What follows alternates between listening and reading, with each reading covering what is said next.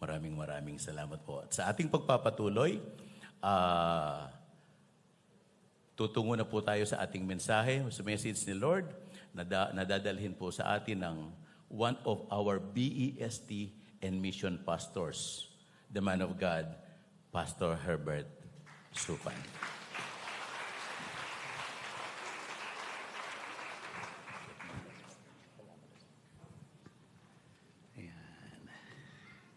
Magandang umaga po sa bawat isa, sa lahat po ng nasa sanctuary. Sige po, batiin po niyo ng magandang umaga yung katabi po ninyo. Sabihin mo sa katabi mo, ako'y masaya at ikaw ang aking katabi. At sa lahat po ng nasa online, pagpalain po tayong lahat ng ating Panginoon. Tayo po ay sumandaling yumuko at manalangin.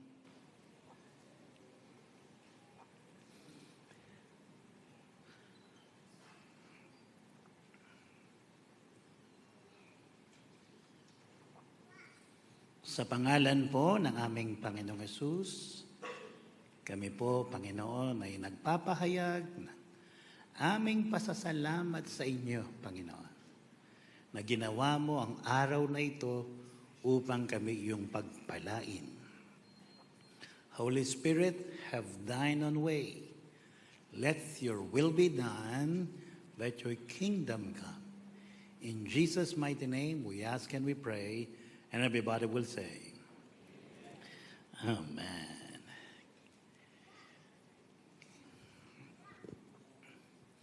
Tayo po yung magpapasimula sa ating pag-aaral sa isang katanungan.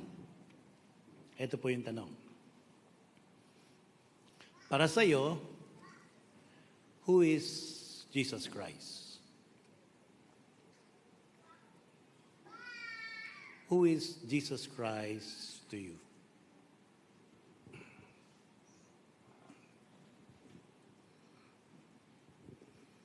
Kung bibigyan kita ng pagkakataon, 5 minuto na magsalita dito, at ang ikukwento mo sino si Jesus Christ sa'yo, ano yung sasabihin mo?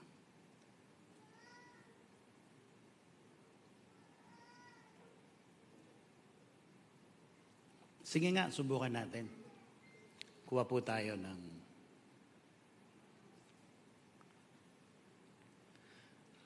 next time na lang ba?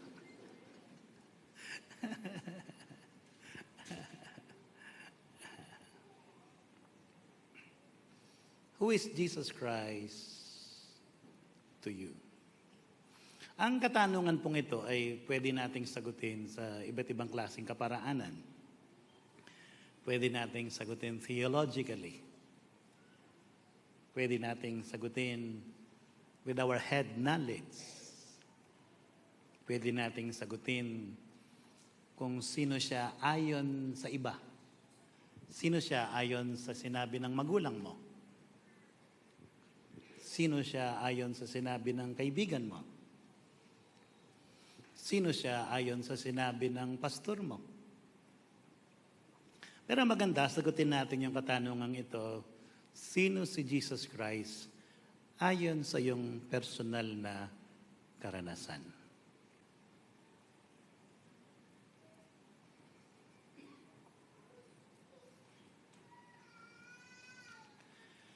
Ang pangalang Jesus Christ, matagal ko pong naririnig nung ako po'y bata pa, pero hindi ko siniseryoso. Parang naalala ko po noon, tuwing Pasko lang, kumbaga binibigyan siya ng oras kasi nagsisimba kami, saka tuwing Holy Week. Iyan lang ang, hindi ko naalala na pag magdidesisyon ako, tatanungin ko kung anong gusto niya. Hindi ko naalala.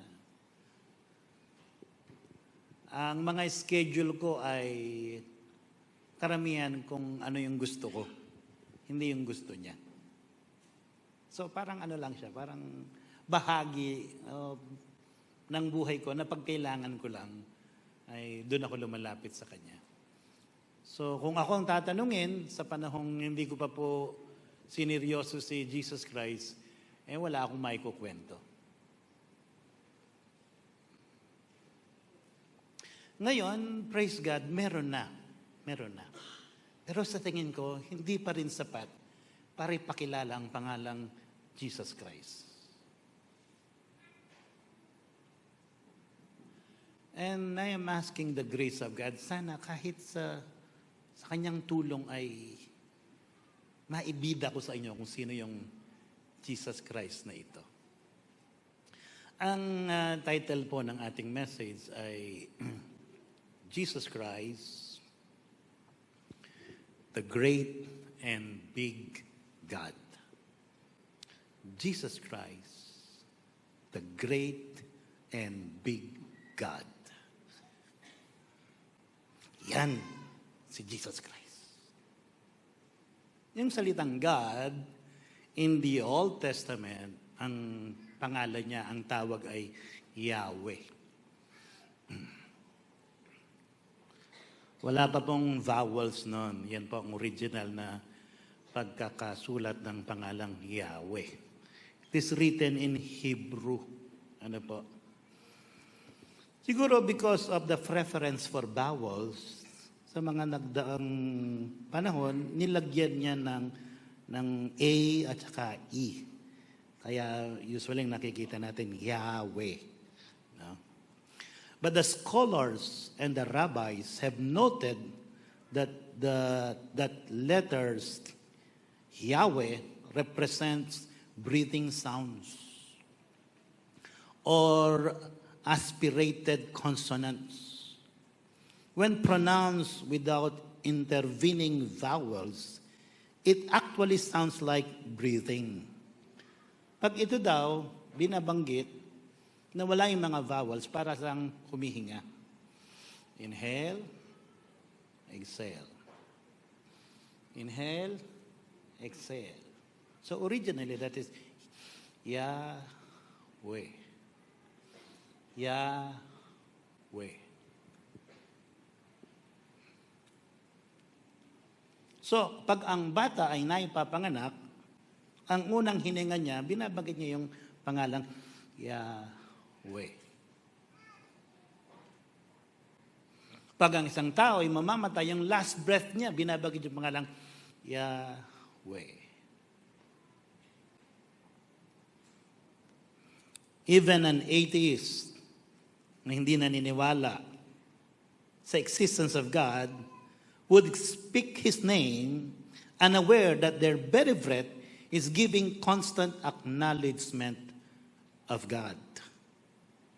Tayo po, being alive means we speak His name constantly. Yahweh. Pwede rin nating sabihin yung ating paghinga is giving Him praise even in hardest moments. Napaka-amazing ni Lord kasi this is so beautiful that God chose to give Himself a name that we can help but to speak every moment we are alive. That is why man is not designed to live without God. Sapagkat yung pagkakahalika pa lamang sa atin, nandun na yung pong pagpapahayag ng pangalan ng ating Panginoong Jesucristo on a regular basis. Hanggat meron kang hininga, you are declaring, praising the name Yahweh.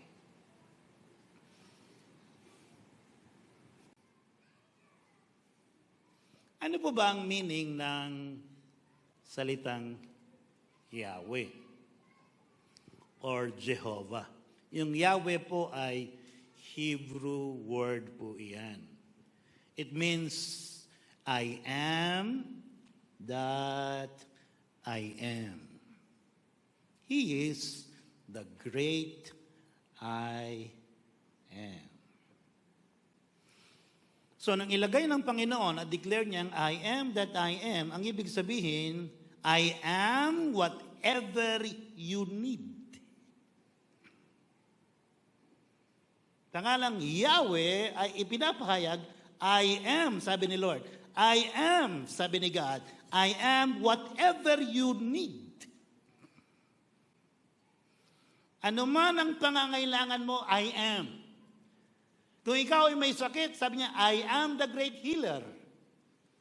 Kung ikaw ay nagugulimahanan, I am the Prince of Peace. Today, sa oras na ito, nakikita ko lang yung mga magagandang mukha po ninyo. Pero hindi ko alam ang sitwasyon nyo. Hindi ko alam ang pangangailangan po ninyo. Hindi ko alam ang problema po ninyo. Hindi ko alam ang nararamdaman po ninyo. But the good news is, our Yahweh, our God, knows exactly what you need. And the good news is, hindi lang niya alam. Gusto ng Panginoon na ikaw ay i-bless sa araw na ito. Every time we gather, every time we attend the church, our God who is in heaven ay nakahanda na palagi ang pagpapala. Sapagkat ang puso ng Panginoon, tayo ay i-bless.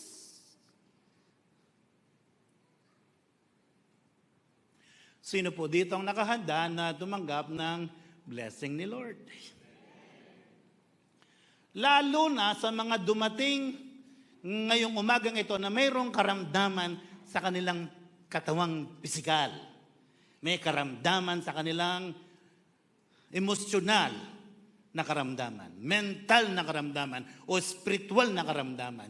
Today, pagagalingin kayo ng ating Panginoon. All we have to do is just open your heart and say, Lord, I believe. The God that we don't see, nakaka-connect tayo sa Kanya at nararanasan natin yung Kanyang realidad pag sinabi natin, Lord, I know you are the answer to my need and I believe. Sabihin natin, I believe. So kung gusto nating lalong makilala, patuloy na makilala, lumalim ang pagkakilala natin sa Panginoon, dapat ay lumapit tayo sa Kanya in whatever situation you are in right now, ilapit mo sa Kanya. Maranasan mo si Lord sa sitwasyon mo. Malaking problema, maliit na problema, let God handle it. Put your trust in God. Ano ba'y sinosolve ang problem ngayon? Seek the will of God. In all your ways, acknowledge Him, and He shall direct your path in all your ways. Pag ang Panginoon ay kinikilala natin sa lahat ng ating sitwasyon, ang ibig sabihin, nakikilala natin siya, nararanasan natin siyang patuloy. Yung iba, kaya hindi lumalaki yung pagkakilala sa Panginoon. Halimbawa, may pangangailangan finansyal. Imbes na ilapit kay Jesus, lumalapit sa Bombay. Taga merong karamdaman, lumalapit ka agad sa doktor at sa gamot. Hindi kay Jesus. Naniniwala tayo at nire-respeto natin. Nagpapasalamat tayo sa mga doktor at sa mga gamot. Ginagamit ni Lord yan. Pero kung minsan, mas marami pa yung lapit sa doktor kaysa kay Jesus. Kaya nga pag magkwento yan, alam mo yung doktor ko ang galing.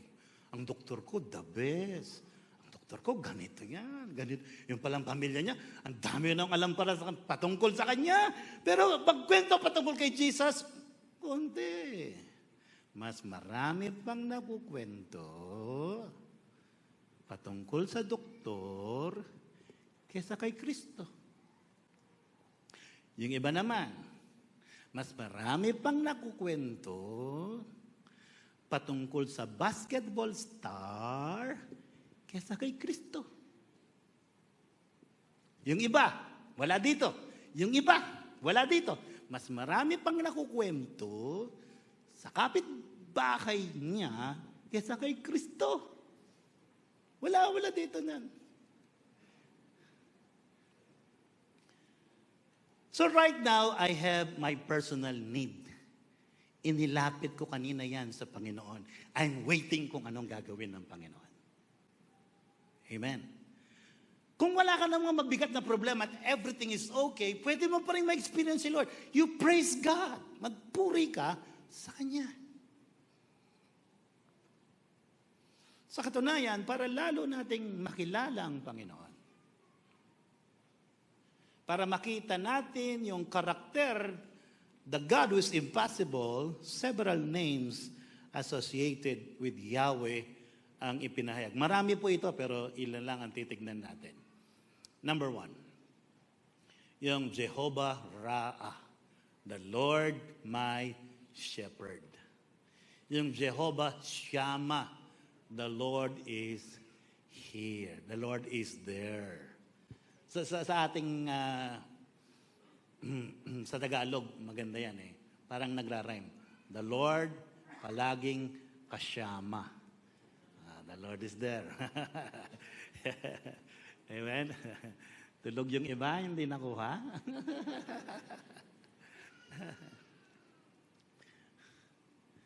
Yung pong Jehovah Shidkanu, the Lord our righteousness. Yung isa po, Jehovah Jireh, the Lord who provides. Jehovah Rapha, the Lord who heals. Jehovah Nissi, the Lord our banner, the Lord our victory. Mapapansin po nyo, sa anumang pangangailangan, may pangalang naihahayag. Yung Jehovah Jireh, the Lord who provide, nakuha po ito sa experience ni Abraham nung ihandog si Isaac. At ang sabi niya, huwag mo nang ihandog. Nag-provide si Lord ng tupa na ihahandog.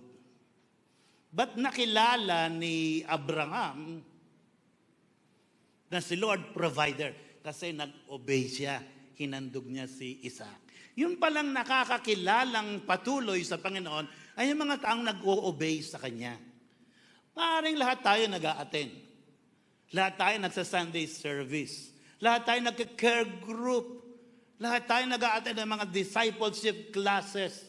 Lahat tayo nagda-daily devotion. Pero yung makakasagot kung sino si Kristo, ito yung taong nag-o-obey kay Kristo. The gates towards deeper knowledge, personal experience with God, is those who obey the Lord. Sino po dito, ang kanilang greatest desire ay makilala pa ang Panginoon? Sino dito ang priority nyo to know more the Lord? Bilang mga Kristiyano, dapat ang number 1 focus natin, ang ating highest desire, ay lalo pang makilala ang ating Panginoong Hesukristo.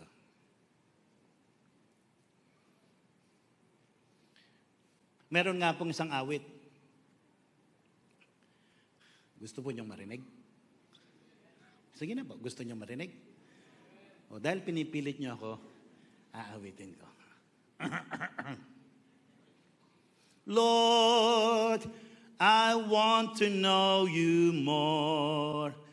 Deep within my heart, I want to know you.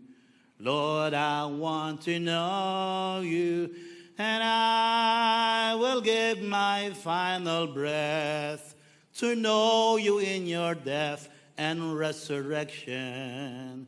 Lord, I want to know you more.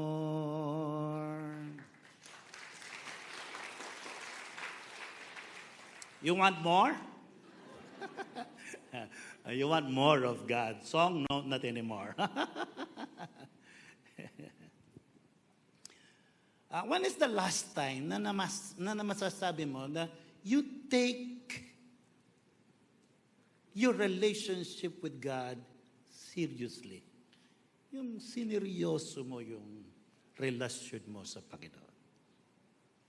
When is the time na sinabi mong, this is it, Lord, I want to know you. You see, ang isang tao na merong interest sa isang tao, ang dali ng paraan para makilala siya, lalo sa panahon ngayon.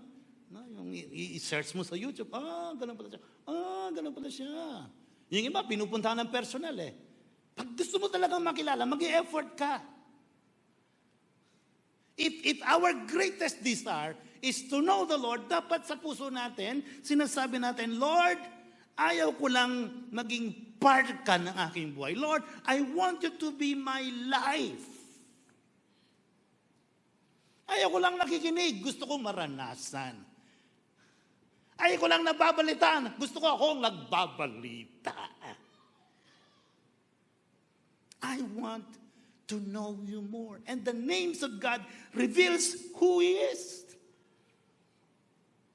Sa katunayan, yung binasa natin kanina, yun po'y sulat ni David sa Psalm 145. Na yung kanyang karanasan sa Panginoon, nilalagay niya sa awit. Kasi ang karanasan natin kay Lord, malawak ang pwede nating panggalingan. Hindi lamang solving our problems. Kung gusto nating lumalim ang pagkakilala natin sa Panginoon, pwede tayong manalangin, Lord, I want to experience you sa pamamagitan ng pagpapalaya sa akin sa bandage. Maraming mga tao na nakangiti sa labas but deep within their hearts, sila'y depressed. Malakas ang katawan. Nagtatrabaho. Nakangiti. But sa isip nila, gusto na nilang magpakamatay.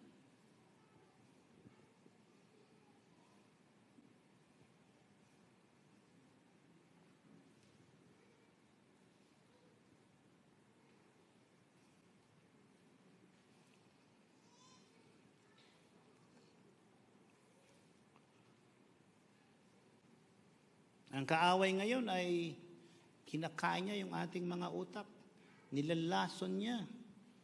Kaya kung wala kang access sa word ng Panginoon, yung isip ng tao ngayon, kontrolado na ng kaaway.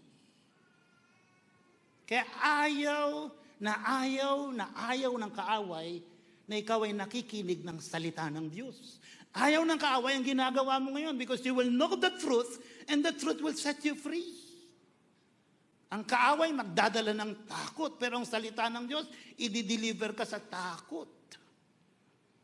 Pag ang ating kaisipan, hindi natin pinuno ng salita ng Diyos, ng katotohanan, pupunuin ito ng kaisipan ng kasinungalingan, kalungkutan, at temptation. Kaya wag mong hayaan na pigilan ka ng kaaway, na magkaroon ka ng access, continuous access sa ating Panginoon sa pamamagitan ng pagbabasa ng salita ng Diyos. Sa Psalm 145, verse 3, ang sabi doon, dakila ka, Yahweh, at karapat-dapat na ika'y purihin. Kadakilaan mo'y tunay na mahirap naming unawain. You see, yung kanyang karanasan kay Lord, ipinahayag niya through song. Anong sabi niya? Dakila ka, Yahweh. Karapat dapat na ika'y purihin. Kadakilaan mo'y tunay na mahirap naming unawain. Kasi ang taong may karanasan sa Panginoon, ang Kristiyanong lumalago ang karanasan sa Panginoon na ilalabas sa pamamagitan ng pagpupuri, sa pamamagitan ng pagpapasalamat. Siguro nga yung awit kanina, galing dito. Di ba? Yung inawit natin kanina. Gusto po niyong marinig? Sige na. Gusto nyo marinig. Pinipilit niyo ako eh. Pupurihin ka sa awit, itataas sa aming tinig. Itatanghal sa buhay, tanging ikaw, O Diyos, higit pa sa kalangitan, ang iyong kaluwalhatian. Kadakilaan mo'y di mapapantayan. Amen. Very good. Amen. Praise God. Ikaw ang tunay na Diyos. Ika'y walang katulad. Ika'y nag-iisa. ikaw lamang, wala nang iba. Sa'yo ang aming awit, ningin ang aming tinig, isisigaw sa buong mundo, kadakilaan mo. Hallelujah! Ang ating Diyos ay great and mighty. Our God is big and great. At pag nakikita mo yung galaw niya, magpupuri ka. Nakita po niyo yung 3 points ni Claxton? Grabe, in few seconds, naka 20 points. Napapasigaw, wow! Napapagano, nanalo tayo sa China. Diba? Pasensya na po, no? Kasi pag nakakita ka ng magandang gawa, tingnan niyo, nabalita ko na kaagad. Diba? Kasi nga, nagawa niya eh. Grabe talaga. Nanalo tayo, salamat. Diba? Ang gandang ikwento, ang gandang ibalita. Okay? Mas magandang ikwento yung ginawa ni Kristo, ginagawa ni Kristo, at gagawin pa ni Kristo. Amen! Si Salmista David, yung kanyang kapahayagan ng pagpapasalamat ng kanyang karanasan sa Panginoon, ipinahayag niya sa 4 na kaparaanan. Ano po? Pero bago po natin titignan yan, yung salitang I am, parang may nalaktawan ako, kapatid. Yung salitang I am, used by Christ 7 times in the gospel. So in the Old Testament, ipinahayag yung I am that I am. Yung palang I am that I am in the Old Testament is Jesus Christ.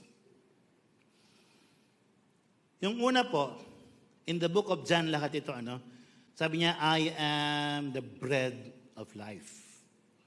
Pangalawa, I am the light of the world. Pangatlo, I am the door. Pangapat, I am the good shepherd. Panlima, I am the resurrection and the life. Panganim, I am the way. Pangpito, I am the true vine. So this is Jesus Christ. He is the great and big God. This is our focus. Through the life of David, ipinahayag yung greatness ni Lord. At dahil naranasan niya yung greatness ni Lord, sa 4 na kaparaanan, kanya itong ipinakita. Una, I want to exalt His person. Gusto kong itaas si Kristo.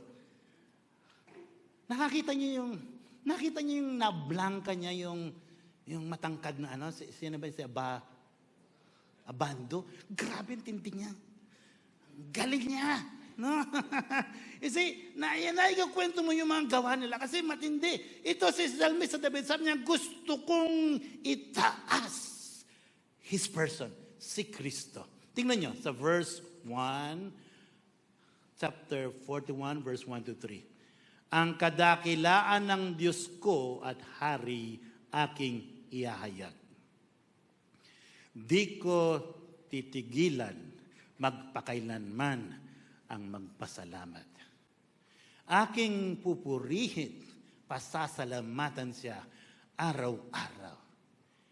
Hindi ako titigil ng pasasalamat magpakailanman. Dakila ka, Yahweh, at karapat-dapat na ika'y purihin. Kadakilaan mo'y tunay na mahirap naming unawain.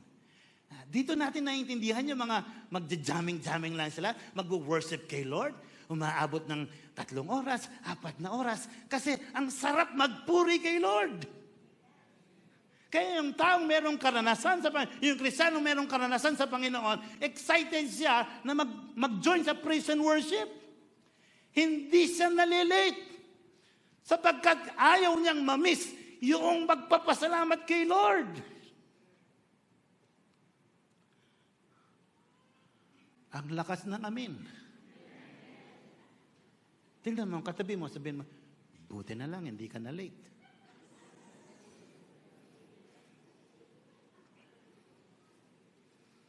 Pag sa buong linggo, meron kang karanasan kay Kristo, excited kang magpasalamat. Magpuri, magpasala.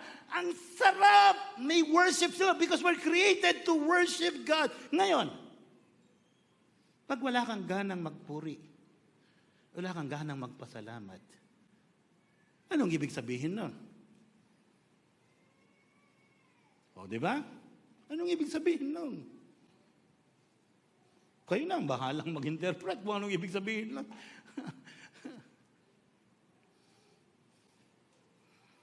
Pero kung meron kang karanasan, lalo mong nakikilala, hindi mo maipigilang maipagmalaki si Kristo. Hindi mo pwedeng hindi pasikatan si Kristo.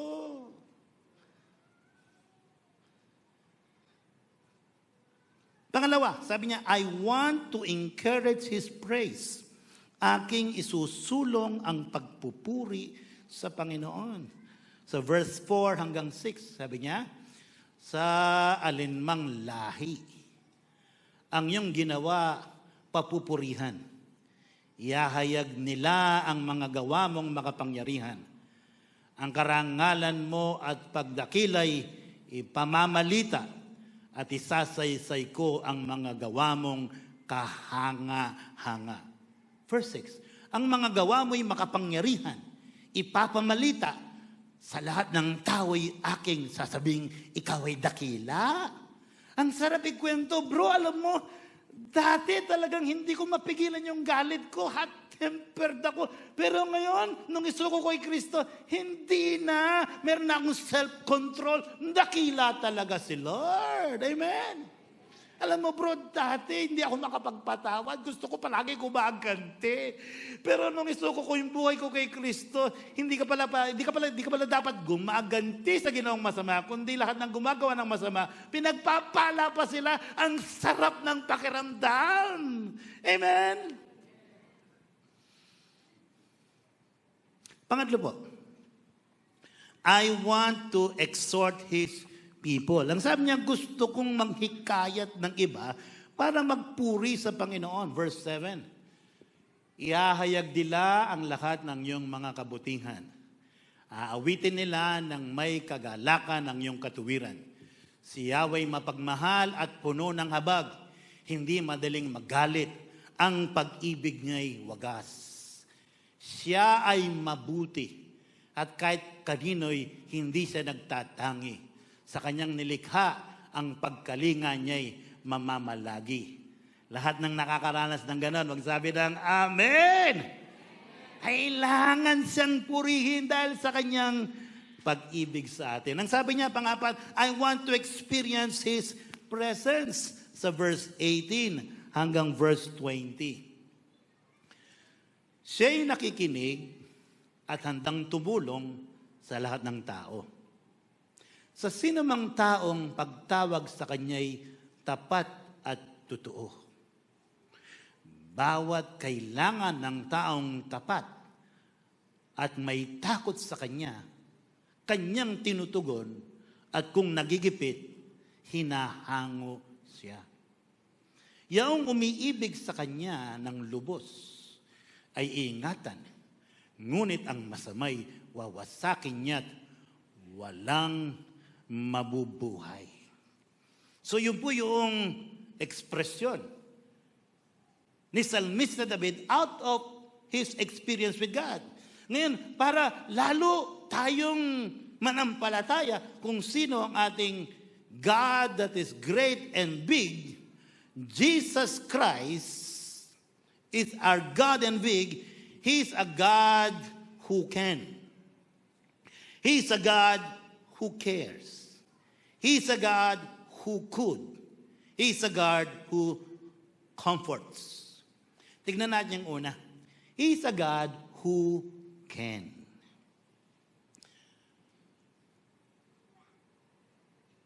A God who can save us from eternal hell.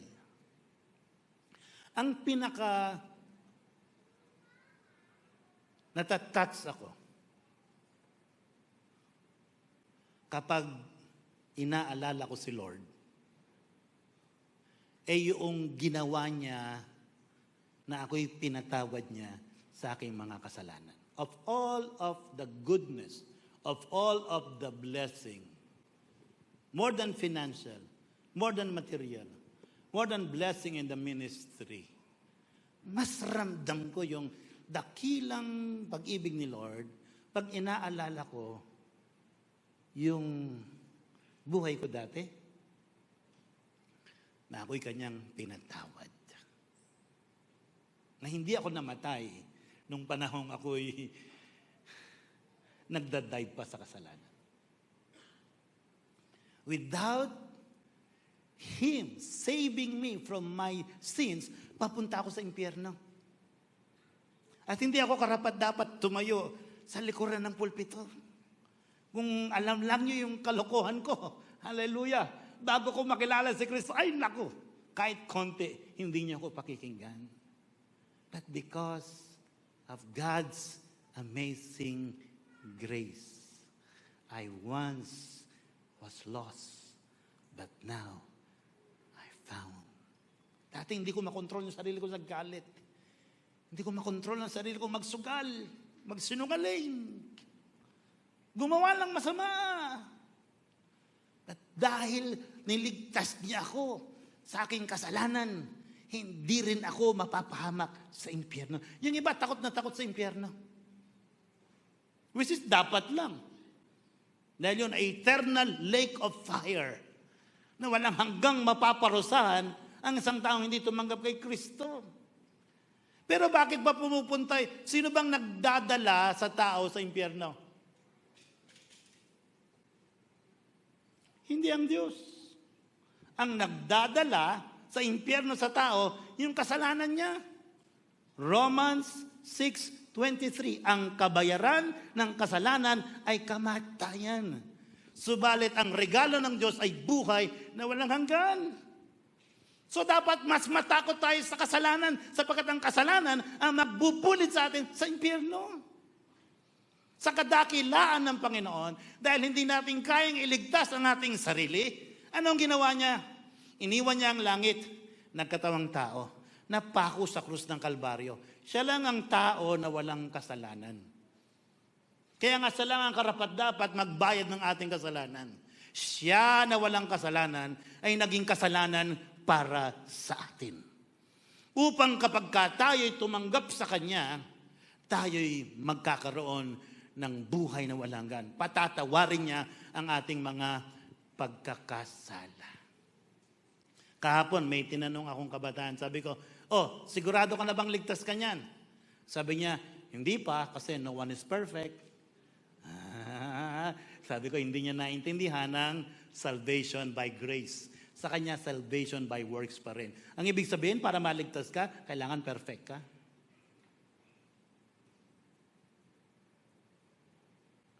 Ang problema, sa Old Testament, binigay ni Lord yung Ten Commandments, walang naka-perfect. Old Covenant. Wala. Sa Old Covenant, gusto mong maligtas, sundin mo 10 utos. Isang utos lang, hindi mo nasunod, nilabag mo na lahat. Sabi ng mga disipulo, sino maliligtas? Yun lang i-memorize yung 10 Commandments, ang hirap na. Susundin pa lahat. Meron ba ditong hindi nagkasala? Sige nga. Wala. So, ang ibig sabihin, lahat tayo mapapahamak. Ang sabi ng Panginoon, with man, it is impossible. But with God, nothing is impossible. Anong ginawa ng ating great God? Sinundo niya ang 10 Commandments. Perfect. Kasi kung gusto mong pumunta sa langit, dapat ang standard, sinless. Perfect. Walang nakagawa nun. Ang ginawa ni Kristo, siya ang namatay sa krus ng Kalbaryo para sa atin. Binayaran niya ang ating kasalanan. So naliligtas tayo, hindi dahil sa ating gawa. Naliligtas tayo sa ginawa ni Kristo. Ba't ganon? Ba't hindi dahil sa ating gawa?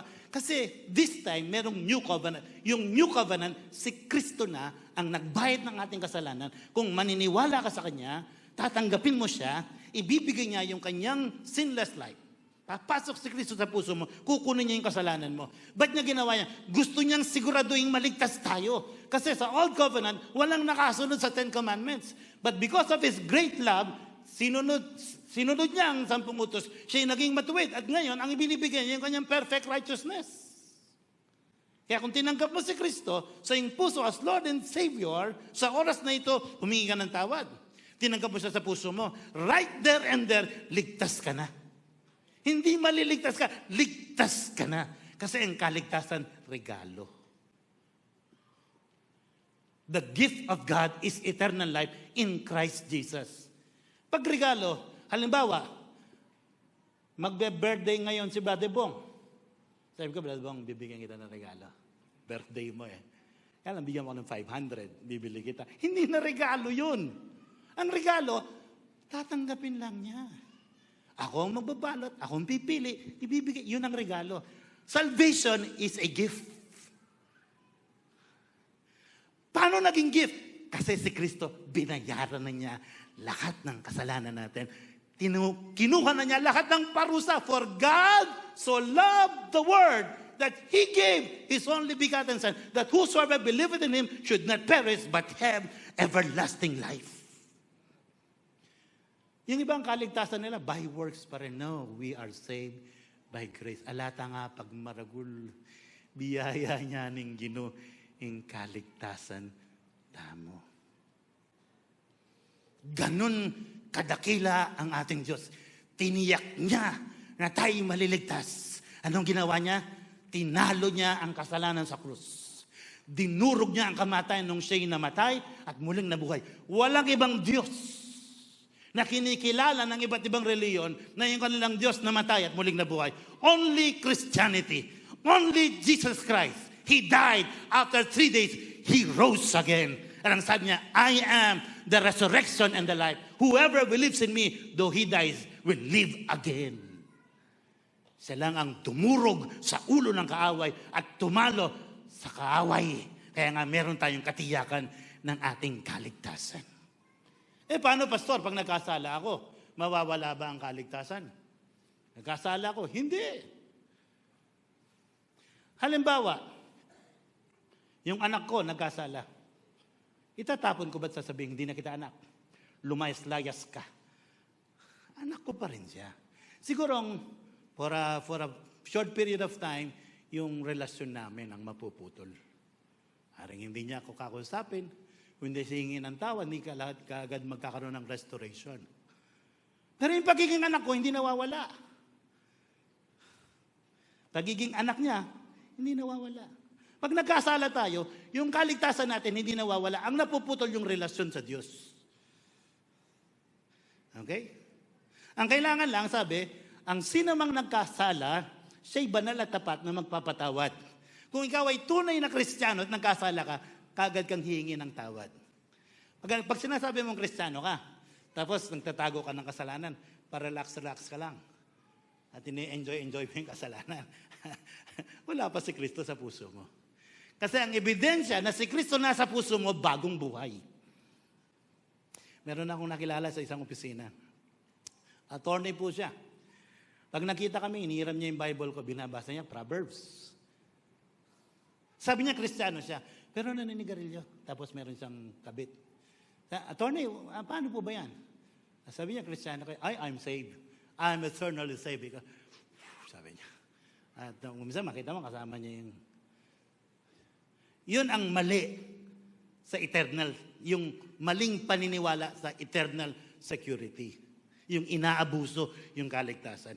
Kung ikaw ay tunay na Kristiyano, hindi mo aabusuhin yung biyaya ng Panginoon. Sapagkat kung nasa iyo si Kristo, hindi ka magiging payapa sa puso mo. Hindi pwedeng hindi lumitaw yung bagong buhay. Kaya lahat ng mayroong buhay na walang hanggan, the Spirit within, yung incorruptible seed, susunod at susunod kay Kristo. Yun ang himala ng pagbabagong buhay, dala ni Kristo. Kaya nga tayo ay siguradong ligtas kasi sabi sa 1 John chapter 5 verse 11 to 13, this is the testimony Ito ang patuto. Ang sinumang may Hesus Kristo sa puso, may buhay na walang hanggan sa langit. Ang sinumang walang Hesus Kristo sa puso, may buhay na walang hanggan sa impyerno. Lahat ng tumanggap kay Kristo, binuksan mo ang puso mo. Right now, sa iba, kumakatok si Jesus sa puso mo. Pag nag-pray ka, binuksan mo, tinanggap mo siya sa puso mo, patatawarin ka niya. Ngayon din, kung 44 years kang gumagawa ng kasalanan, tapos humingi ka ng tawad ngayon, tinanggap mo siya, ngayon din, burado lahat ng kasalanan, ikaw ay makakapasok sa langit anumang oras na ikaw ay dumating dahil si Kristo'y nasa puso mo na. This is the good news. Ito ang mabuting balita na maliligtas lahat ng mga kasalanan kung sila'y lalapit at hingi ng tawad dahil sa ginawa ni Kristo sa krus ng Kalbaryo. So lahat ng siguradong ligtas, magsabi ng amen. He can save sinner from eternal sin. Ang sabi po sa John chapter 5, verse 24, pakatandaan ninyo ang nakikinig sa aking salita at sumasampalataya sa nagsugo sa akin ay may buhay na walang hanggan. Hindi na siya hahatulan, kundi nakatawid na siya sa buhay mula sa kamatayan. So he can save sinner from eternal hell. Pangalawa, he can shelter the saved from earthly harm. Sa Acts chapter 27, verse 22 and following, sabi, at ito ang payo ko. Lakasan ninyo ang inyong loob sapagkat walang mamamatay isa man sa inyo. Kaya nga lamang mawawasak ang barko. Nagpakita sa akin kagabi ang isang anghel ng Diyos. Ang Diyos na nagmamay-ari sa akin at siya kung pinaglilingkuran. Sinabi niya sa akin, huwag kang matakot, Pablo. Dapat kang humarap sa emperador. Alang-alang sa iyo ililigtas ng Diyos ang lahat ng mga kasama mong naglalakbay. Ito po si Pablo, nasa barko po sila. At yung mga kasama niya natatakot. Dahil nga malakas yung ulan at bagyo. Pero sabi niya, walang mamamatay sa atin. Iingatan tayo ng Panginoon. Naniniwala po ba kayo na kaya tayong ingatan ng Panginoon sa malalang karamdaman? Sa aksidente? Sa masamang tao? Sa deadly disease? Sa virus? God can protect us. Because our God is great and big. Kaya kung talagang titignan mo, wala tayong dapat ikatakot sa ating buhay. Yes. Kung merong mang nangyayari sa atin, may purpose si Lord. Halimbawa ako, nung ako po ay second year college, nagsiserve na po ako kay Lord. Nakagat po ako ng aso. Hindi ko alam na may rabies yung aso. So lumipas yung 15 days, hindi sinabi sa amin na yung aso may rabies. 5 na yung nakagat niya. Panganib ako. Wala lang pera yung may-ari, so tinago na sa amin. Pilar Village po ito. Taga Pilar Village ka po na. Nakatok ng kaya po Pilar Village kanta. Nung malaman ng mga magulang ko, meron pang Clark, dinala ko sa Clark. Pina-inject pa rin ako, dinala ko sa Manila, pina-inject pa rin ako. Pero huli na ang lahat. Nang manhid na 2 kamay, 2 paa. 3 months na akong hindi makatayo. Dahil dito yung gagat ko, so aakyat pala sa utak.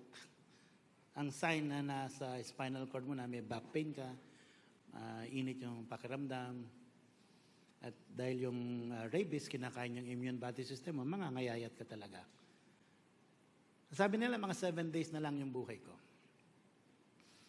At that time, sabi ko, Panginoon, kung talagang wala na kayong plano sa buhay ko, total, ligtas naman ako, okay na.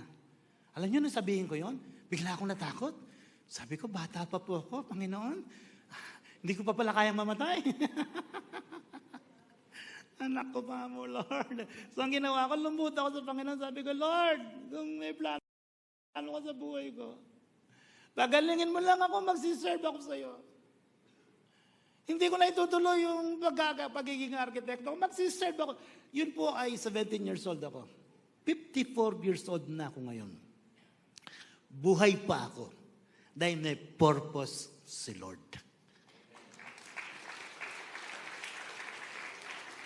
Sinong gustong makagat ng aso?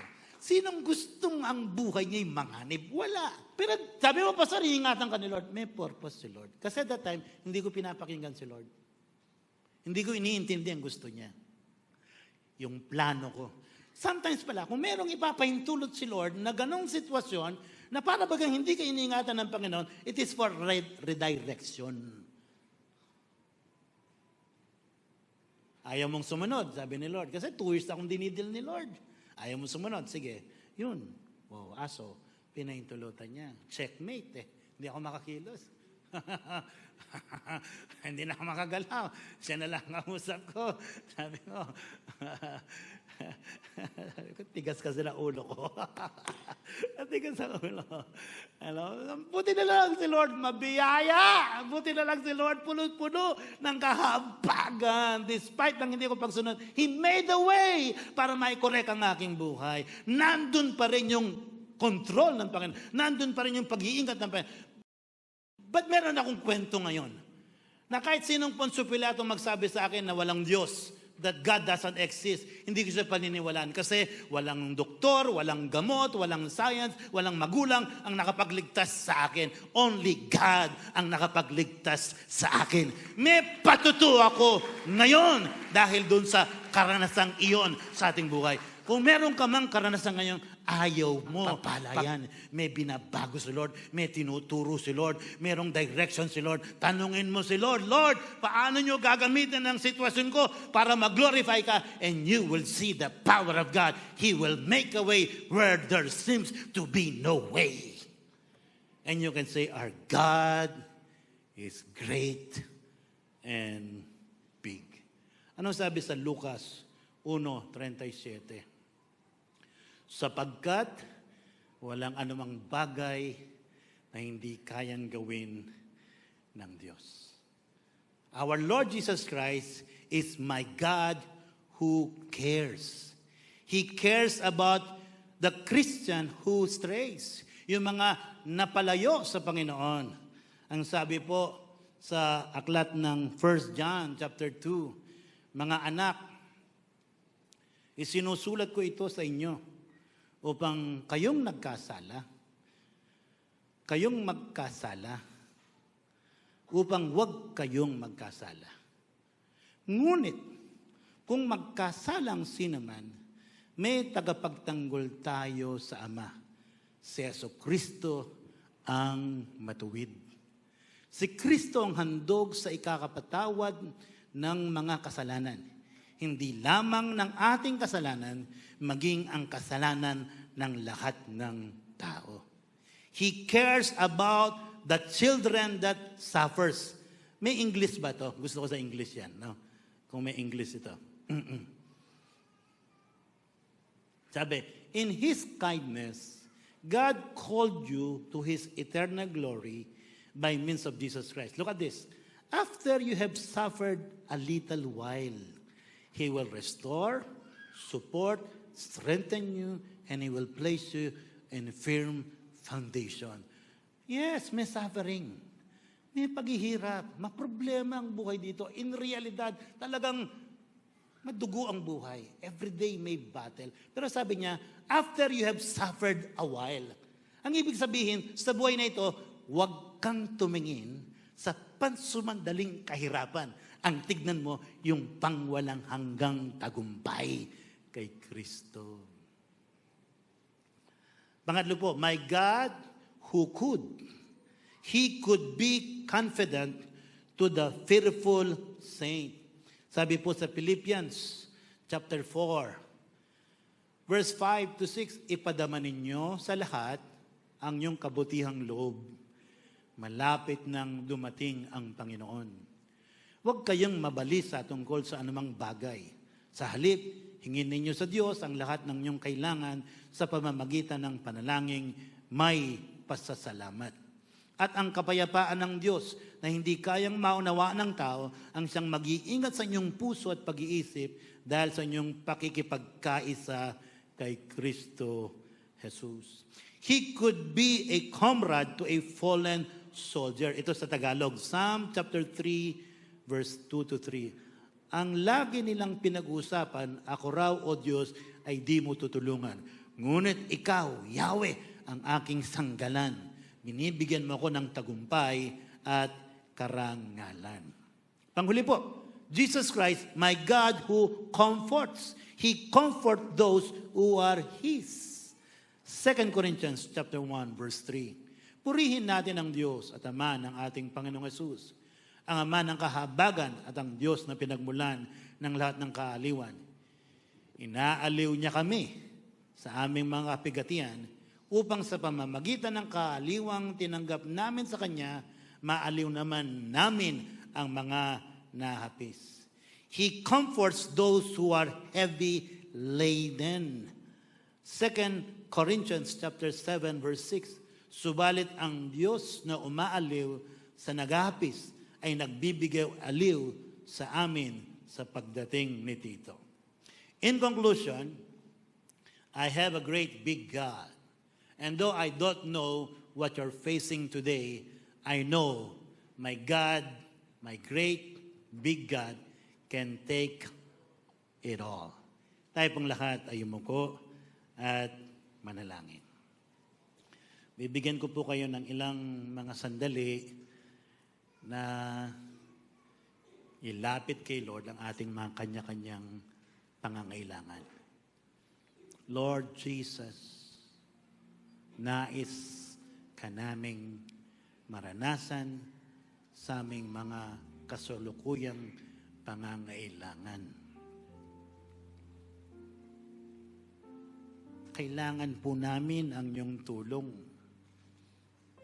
sa aming mga panghihinang nararamdaman. I-empower po niyo kami sa oras na ito. Sa lahat ng mayroong karamdaman, kayo po ang dakilang manggagamot. Tulungan po niyo kami, Panginoon. Kami po'y nagpapakumbaba sa inyo. Sige po, kalimutan mong nasa kaliwa, nasa kanan. Our Lord Jesus Christ ay naririto para ikaw ay kanyang tulungan. Ang sabi niya, lumapit sa akin lahat ng napapagal at nabibigat ang lubha at bibigyan kita ng kapahingahan. At kung hindi mo pa tinanggap si Kristo sa iyong puso as Lord and Savior, hindi ka pa siguradong ikaw ay ligtas. Subalit sa oras na ito'y handa ka na natanggapin siya sa iyong buhay. Kumakatok siya sa iyong puso. Kung pagbubuksan mo siya, patatawarin ka niya at ililigtas ka niya. Sa lahat po ng nais tanggapin si Kristo as Lord and Savior, sumunod po kayo sa panalangin ito. Sabihin natin sa Panginoon. Kayo po na mga tumanggap na sa Panginoon, samahan natin ang ating mga kapatid na tumatanggap kay Jesus. Mag-pray po tayo, sabihin natin, Panginoong Jesus, naniniwala po ako, mahal na mahal mo ako. Naniniwala po ako na ikaw ay namatay sa krus ng Kalbaryo, muling nabuhay upang ako'y iligtas sa kasalanan, sa kamatayan, at sa impyerno. Inaamin ko po, hindi ko kayang iligtas ang aking sarili. Kailangan ko po ng tagapagligtas. Kaya nga sa oras na ito, binubuksan ko ang aking puso. Tinatanggap kita bilang sariling Diyos at sariling tagapagligtas. Patawarin po niyo ako sa lahat ng aking mga kasalanan. At simula sa araw na ito, mamahalin at susunod po ako sa inyo. Ito po ang aking panalangin sa pangalan ng aming Panginoong Hesus. Huwag na po kayong susunod, ako na lang ang mananalangin. Lord God, as we take the Holy Communion, magparanas po kayo ng iyong kapangyarihan at pag-ibig. In the mighty name of Jesus. Tayo pong lahat ay tumayo. We will take the Holy Communion and we will sing this song. Thank you, Holy Spirit. Let your healing flow right now. In Jesus' name. I was a wretch. I remember who I was. I was lost. I was Yes, blind. Lord. I was running out of time. Holy Spirit. Sin Holy Spirit. separated. Holy The breach Spirit. was far too wide. Hallelujah. But from the far side of the castle, Oh, God. you held me in your side. So you Jesus. made a way across the great divide. Left behind heaven's throne to build it here inside. And there at the cross, you paid the debt I owe. Broke my chains, freed my soul. For the first time I know. Thank you, Jesus, for the blood applied. Thank you, Jesus, it has washed. Thank you, Jesus, you have saved my life. Brought me from the darkness into glorious light. Thank you, Jesus, for the blood applied. We declare the power of the blood. Thank you, In the name of Jesus. it has washed Receive your healing. white. Receive your miracle. Thank you, Jesus. In the name you of have Jesus. saved my We give room to the moving of the Holy life. Spirit. Brought me from the Hallelujah. dark to glory. Hallelujah. The blood of the Lord. Declare the name of Jesus. Dumaloy ang himala. Maging yung mga nasa online. Receive your healing. Receive your miracle. Hallelujah. Inabi ang iyong pangako, Panginoon. Today is a day of healing. Today is a day of miracle, oh God. Oh God.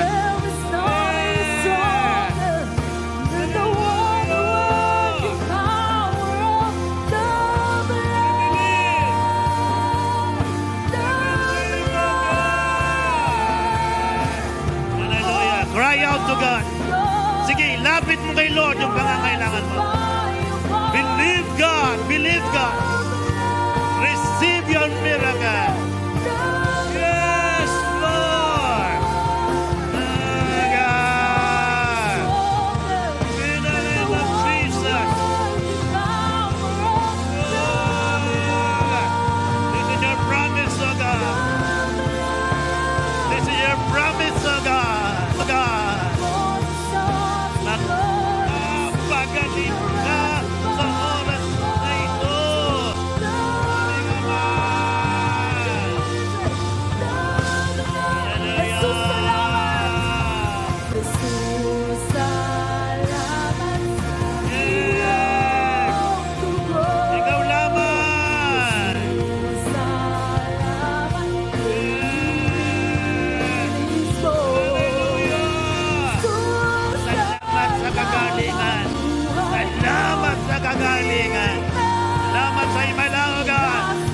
Empower my brother. Empower my sister. In the name of Jesus. Yes, Lord. Hallelujah. Hallelujah. Yes. Salamat. Salamat. I believe, oh God, for my brother, for my sister, oh God. In Jesus' name. Thank you, Lord. Hallelujah. Yes.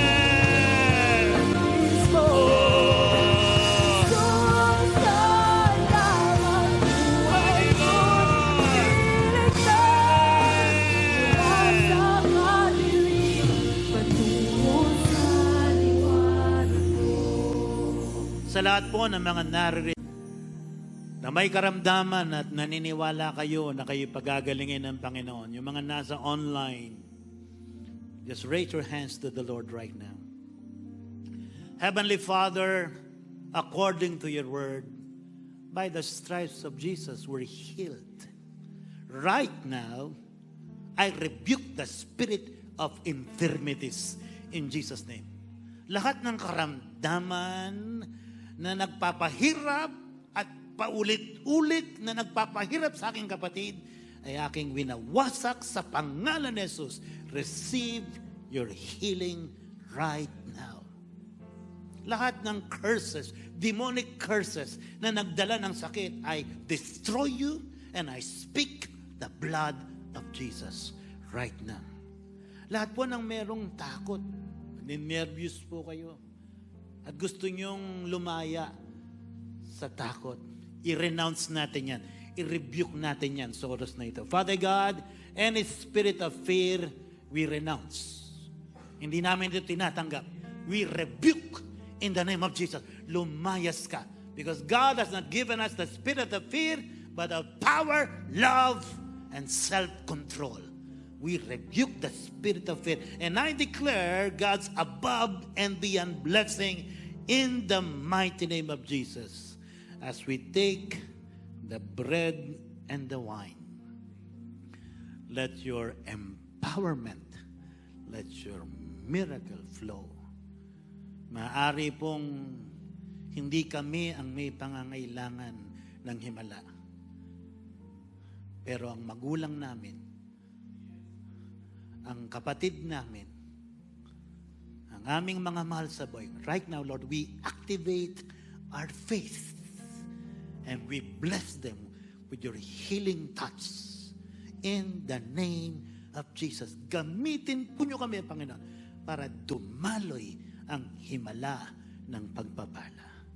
In Jesus' mighty name, tayo pong lahat ay kumain.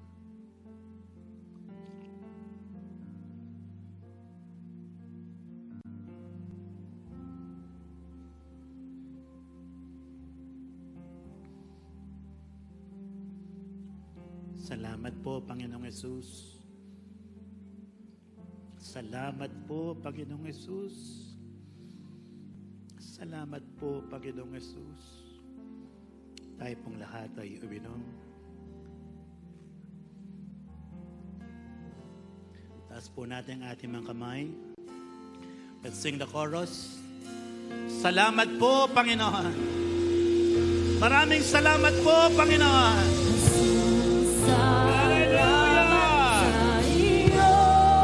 Salamat sa kaligtasan. Salamat sa kagalingan. Salamat sa kalakasan. Hallelujah. Oh God. Sa'yo papuri. Sa'yo pasalamat.